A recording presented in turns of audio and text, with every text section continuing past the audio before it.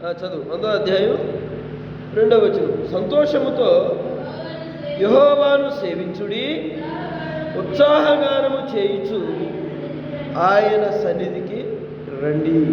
దేవుని సంతోషిస్తూ సేవించాలి, ఉత్సాహగానము చేయించు ఆయన సన్నిధికి రావాలి. దేవుని సన్నిధికి వచ్చినటువంటి మనము పాటలు వస్తే చక్కగా పాటలు పాడాలి. ఒకవేళ రావకపోతే మనం ఏం చేయాలి? వాయిద్యాలు వాయించాలి, చప్పట్లు కొట్టాలి, దేవుని స్తుతిస్తూ ఆరాధన చేస్తూ ఉండాలి. అది ఎలా చేయాలంట?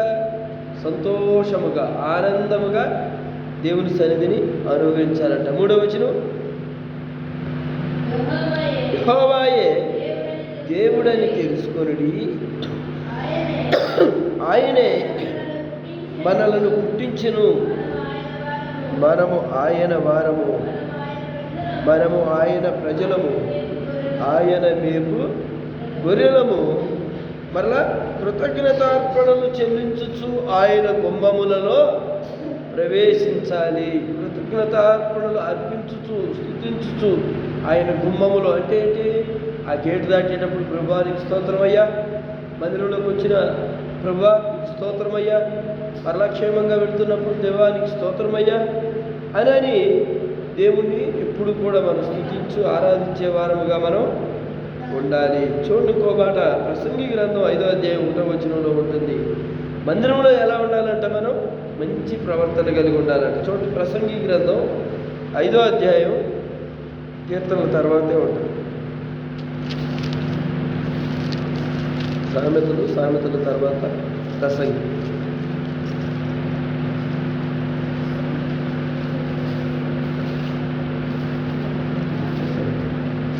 ప్రసంగి గ్రంథం 5వ అధ్యాయం 1వ వచనం చదవమ్మా.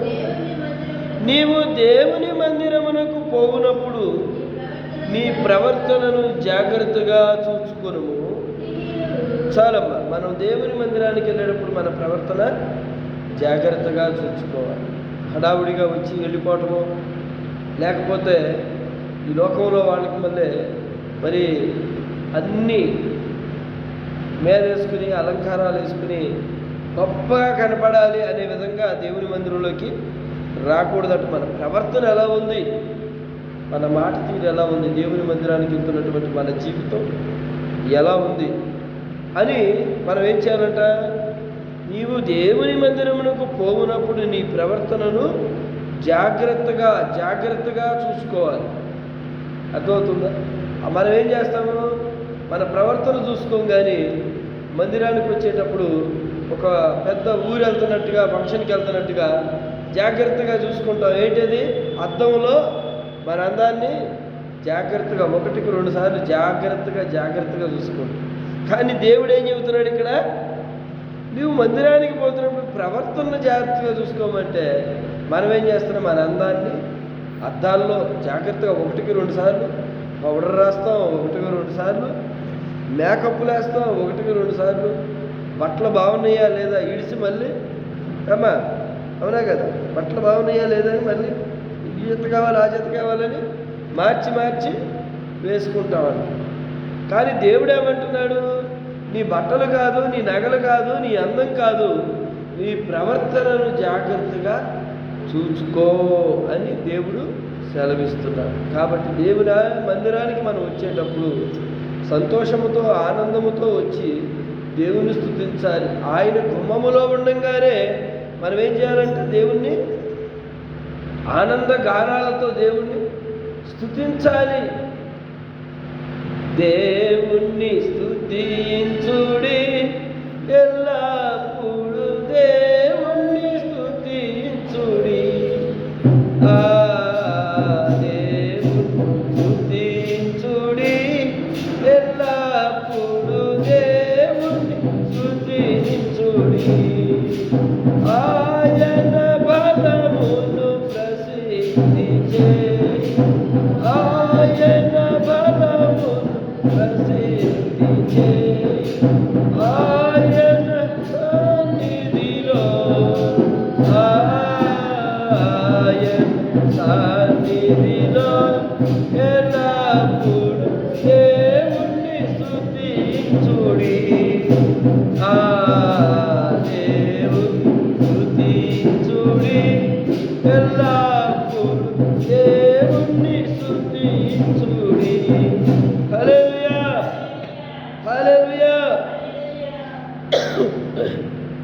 చూడండి, దేవుని మందిరములో దేవుణ్ణి స్తుతించేటువంటి వారమైనటువంటి మనకు, దేవుణ్ణి హృదయపూర్వకంగా స్తుతి ఆరాధన చేసేటువంటి మనకు, దేవుని పాటలు పాడుచున్నప్పుడు చక్కగా వాయిద్యాలు చప్పట్లు కొడుతూ గానములతో ప్రతిగానములతో దేవుని స్తుతిస్తున్నటువంటి మనకు దేవుడు చేస్తున్న వాగ్దానం ఏంటో తెలుసా?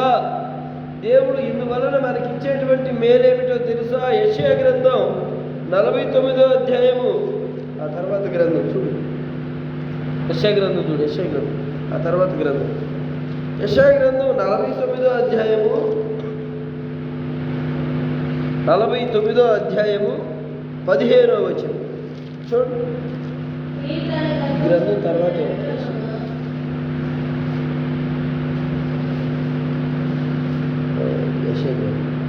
49వ అధ్యాయం 15వ వచనం చూడండి, అందరూ చూడండి, చదువమ్మా. 49:15 స్త్రీ తన గర్భమును పుట్టిన బిడ్డను కరుణింపకుండా తన చంటి పిల్లల్ని మరుచునా? వారైనా మరుచుదురు కానీ నేను నిన్ను మరువను అంటున్నాడండి దేవుడు. చూడుము నా అరిచేతులతోనే నిన్ను చెక్కి ఉన్నాను. హల్లెలూయా. మన బైబిల్ గ్రంథంలో మనిషిని ఎలా సృజించాడో దేవుడు స్పష్టంగా రాశాడు. మన విశ్వాసం అని, దేవుడు మట్టి ముద్దను తీసుకుని మట్టి ముద్దకు ఒక ఆకారం, తన పోలిక చొప్పున ఒక ఆకారాన్ని చేసి దానిలో ఏం ఊదాడు? జీవవాయువును ఊదాడు. ఊదాడా లేదా? ఇక్కడ అదే చెప్తున్నాడు. స్త్రీ తన గర్భమును పుట్టిన బిడ్డను కరుణించకుండా తన చంటి పిల్లను, తనకు పుట్టిన బిడ్డలను మరిచిపోతుందా? మరిచిపోదు కదా. అలాగనే వారైనా మర్చిపోతారేమో, తల్లిదండ్రులు బిడ్డలు మర్చిపోతారేమో, బిడ్డలు తల్లిదండ్రులు మర్చిపోతారేమో, కానీ నేను నిన్ను మరువను. దేవుడు ఏమంటున్నాడండి? నీకు నాకు ఈ మాటలు వింటున్న ప్రతి ఒక్కరికి కూడా దేవుడు చెబుతున్న మాట ఏమిటంటే, నేను నిన్ను మరువను, నేను నిన్ను విడువను. హల్లెలూయా, హల్లెలూయా. దేవుడు మనల్ని మర్చిపోయే దేవుడు కాదు, మనల్ని విడిచిపెట్టే దేవుడు కాదు. ఈ లోకములో తల్లి అయినా తన బిడ్డల్ని మరుచునేమో, నేను నిన్ను మరువను అని చెప్పి వాగ్దానం చేసినది. తల్లి అయిన మరచునేమో, నేను నిన్ను మరువను. చూడుము నా చేతులలో నిన్ను చెక్కి ఉన్నాను. తల్లి అయిన మరచునేమో, నేను నిన్ను మరువను. చూడుము నా చేతులలో నిన్ను చెక్కి ఉన్నాను. నీ పాదము తొట్టిల్లనీయను నేను, నిన్ను కాపాడువ కురుకలు నిదురపు అని చెప్పి వాగ్దానం చేసిన యేసయ్యా, అని చెప్పి వాగ్దానం చేసిన యేసయ్యా. తల్లిలా లాలించును, తండ్రిలా ప్రేమించును, తల్లిలా లాలించును, తండ్రిలా ప్రేమించును. ముదిమి వచ్చు వరకు ఎత్తుకొని ముద్దాడును, చంక పెట్టుకొని కాపాడును. యేసయ్యా తల్లిలా లాలించును, తండ్రిలా ప్రేమించును. హల్లెలూయా, హల్లెలూయా. చూడండి 11వ వచనం చూస్తే, అదే అధ్యాయంలో పైన చూస్తే వచనాలు 11వ వచనంలో,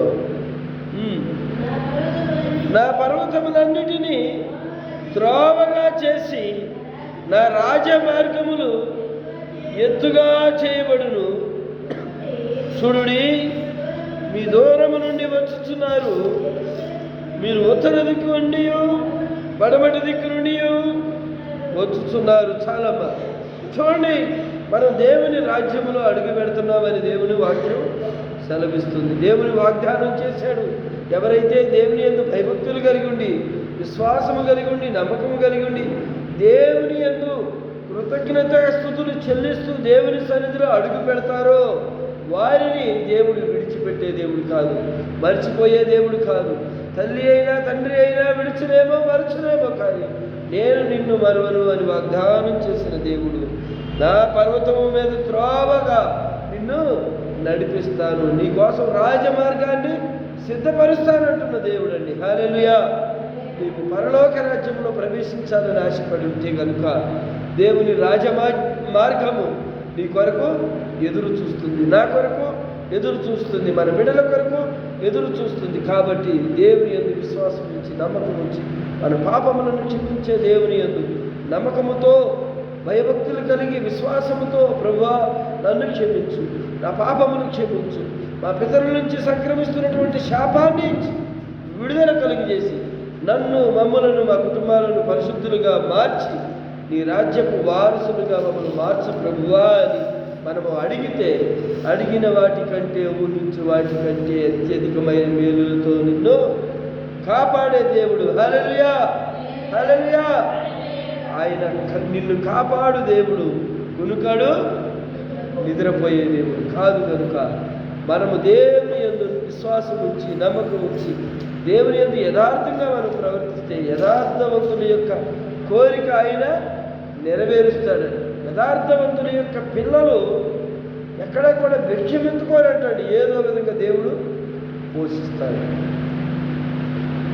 అర్థమవుతుందండి? సింహపు పిల్లలైనా కొలువగలిగి ఆకలి కొనినా నీ పిల్లలు ఆకలితో అనుమతింతురా, నీవున్నంత వరకు ఆశ్చర్యకరుడా, నా ఆలోచన కర్తవు, నిత్యుడగు తండ్రివి, నా శాలేము రాజు, నిత్యుడగు తండ్రివి, నా శాలేము రాజు. హల్లెలూయా, హల్లెలూయా. కాబట్టి దేవుని యందు నమ్మకం ఉంచుదాం, విశ్వాసం కలిగి ఉందాం. మనల్ని పోషించే దేవుడు, మనల్ని కాపాడే దేవుడు, ముదిమి వచ్చు వరకు నిన్ను ఎత్తుకొని ముద్దాడే దేవుడు. బిడ్డలు తల్లిదండ్రులు మర్చిపోయే రోజు, తల్లిదండ్రులు బిడ్డలు మర్చిపోతున్న రోజు, బంధువులు అనేవాళ్ళు అయ్యా అవసరం అంటే పట్టించుకోనేటువంటి పరిస్థితుల్లో ఈ రోజున సమాజం ఉంది. ఎవరికి వారే ఏమైనా తీరులాగా బ్రతుకుతున్నటువంటి ప్రజలకు నేనున్నా నీకు తోడంటూ దేవుడు అభయహస్తముతో నిన్ను కాపాడుతున్నాడు. హల్లెలూయా. దేవుడి మాటలు దీవించి ఆశీర్వదించునుగాక. ఆమేన్.